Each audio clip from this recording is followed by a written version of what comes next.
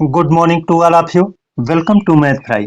दोस्तों, आज के इस वीडियो में हम आप लोगों को लाभ हानि चैप्टर के कुछ क्वेश्चन को सॉल्व कराएंगे और इन क्वेश्चनों को लगाने का मैं आपको सबसे आसान तरीका बताऊंगा। मैं एक टिप्स देना चाहता हूं कि प्रतिशत में कोई भी संख्या अगर है तो वह संख्या जितने प्रतिशत के बराबर रहेगी वह प्रतिशत वैल्यू बटे में रखना और जो ज्ञात करना रहेगा, जितना प्रतिशत ज्ञात करने रहेगा वो प्रतिशत वैल्यू आपको ऊपर रखना है, यानी गुणा करके रखना है। तो बस इतनी सी बात है। और ये हमारा पहला क्वेश्चन है। इसमें कहा है एक विक्रेता ने 63,000 रुपए में 6 सिलाई मशीनें बेची और उसे 5% का लाभ हुआ।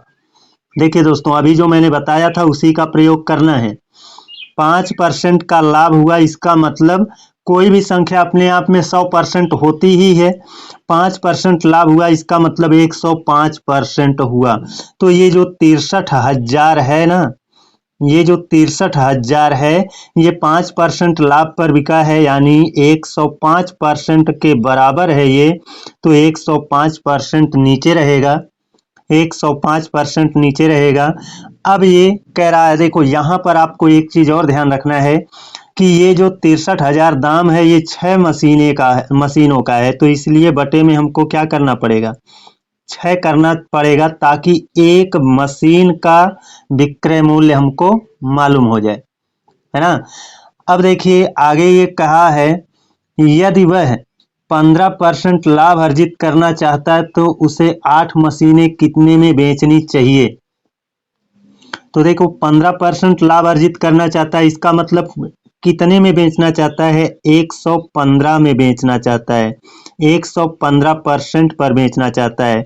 तो देखिए ये था कितने पर, 105% पर, तो 105 को मैंने बटे में कर दिया। ज्ञात जो करना था वो 115% लाभ अर्जित करने वाला ज्ञात करना था, तो 115 मैंने ऊपर कर दिया। और क्या ज्ञात करना, 8 मशीनें कितने में बेचेगा, तो यहाँ पर 8 से गुणा कर दें ताकि 8 मशीनों का दाम आ जाए, है ना। क्योंकि यहाँ पर 6 से भाग करके एक मशीन का दाम हमने बना लिया था, तो 8 से गुणा कर देंगे तो अब 8 मशीन का दाम हो जाएगा। बस इसे ही आपको सॉल्व करना है।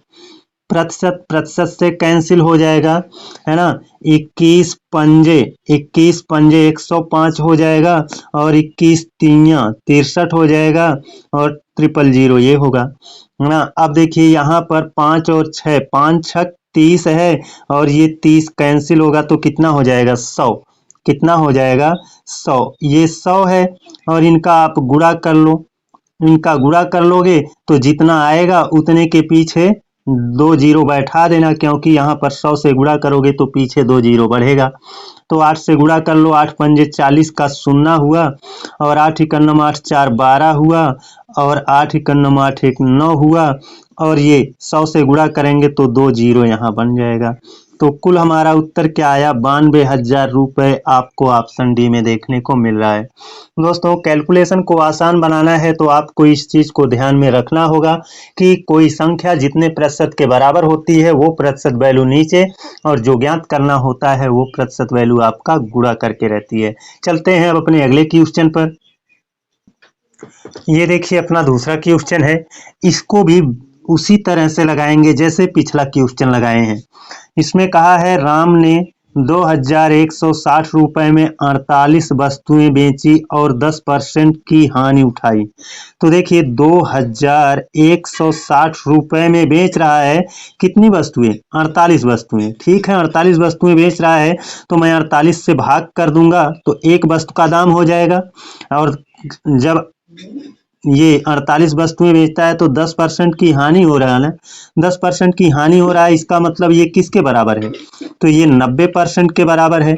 आपको ज्ञात क्या करना है, 12% के लाभ है, 12% का लाभ कमाने के लिए उसे 2016 में कितनी वस्तुएं बेचनी चाहिए। तो देखिए दोस्तों, 2016 में कितनी वस्तुएं बेचनी चाहिए इसको हम बाद में ज्ञात करेंगे, है ना। पहले हम देख लेते हैं कि 12% लाभ पर एक वस्तु का दाम कितना होता है।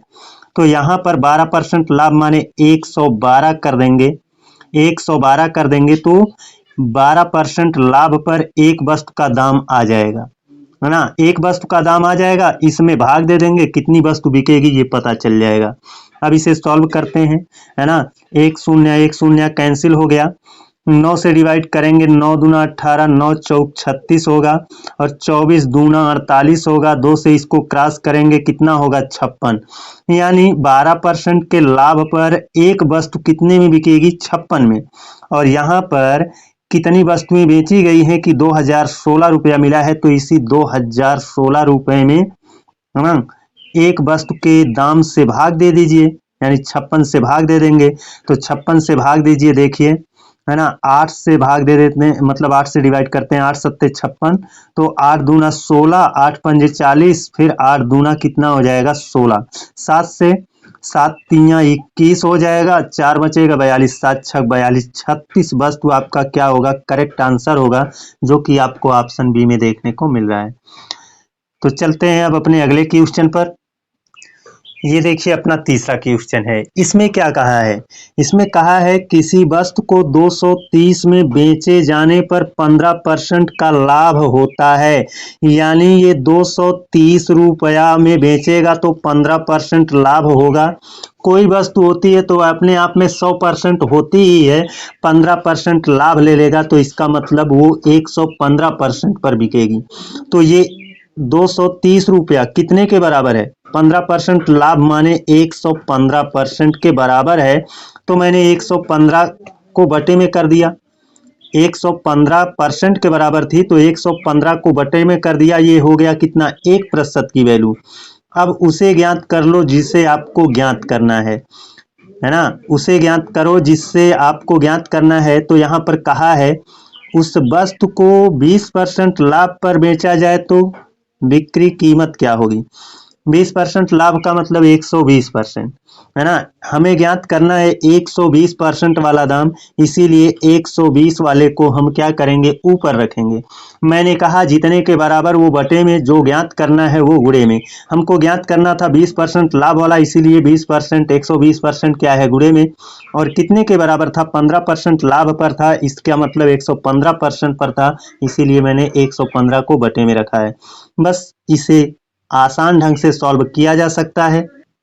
अब इसे 5 से डिवाइड करके छोटा कर देते हैं। देखिए 5 दूना 10 और 5 तिया 15 और ये तुम्हारा 5 दूना 10, 5 चौक के 20, 23 एकन्नम 23, यहाँ हो जाएगा कितना 10, ये जीरो था ना 10, और 24 का 10 से गुणा करेंगे तो कितना हो जाएगा 240। ये क्या हो गया, इसका करेक्ट आंसर हो गया, आपको ऑप्शन डी में देखने को मिल भी रहा होगा। तो चलिए चलते हैं अब अपने अगले क्वेश्चन पर। ये देखिए अपना अगला क्वेश्चन है। इसमें कहा है किसी वस्तु को 15% लाभ पर 1725 रुपए में बेचा जाता है। ठीक है, ये जो 1725 रुपया है ना, ये कितने परसेंट के बराबर है, 15% लाभ पर बिका है, यानी 115% के बराबर है। हमको ज्ञात क्या करना है, देखो 115% के बराबर था, इसीलिए तो मैंने बटे में किया, और जो ज्ञात करना है मैं उसको गुणे में रखूंगा। कहा है यदि इसे 15% हानि पर बेचा जाता तो बिक्री कीमत कितनी होती। यहाँ पर 15% हानि कह रहा है, यानी 100 से 15 कम 85 वाला कह रहा है ज्ञात करने के लिए, है ना। आसानी से सॉल्व हो सकता है। 115 का पहाड़ा पढ़ेंगे, 115 इक्यानवे 115 कट जाएगा और 15 5 20 हो जाएगा, और 15 5 20 हो गया, और कितना इधर 52, ये 52 5 57, 57 बचा है हमारा, और 57 के पीछे ये 5 लग जाएगा तो 575 होगा, और 115 पंजे, है ना, पंजे हो जाएगा 575। तो ये हुआ 15 और ये हुआ 85, दोनों का गुणा कर दीजिए। 15 पचे 75 के 5 हासिल हुआ 7, और 15 अट्ठे 120 और 7 जोड़ लेंगे 127। आपका उत्तर आया 1275। 1275 आपको ऑप्शन ए में देखने को मिल रहा है। दोस्तों आपका कैलकुलेशन फास्ट है, आपका गुणा भाग यानी आपको पहाड़ा अगर आता है तो आप आसानी से इन क्वेश्चनों को लगा सकते हो।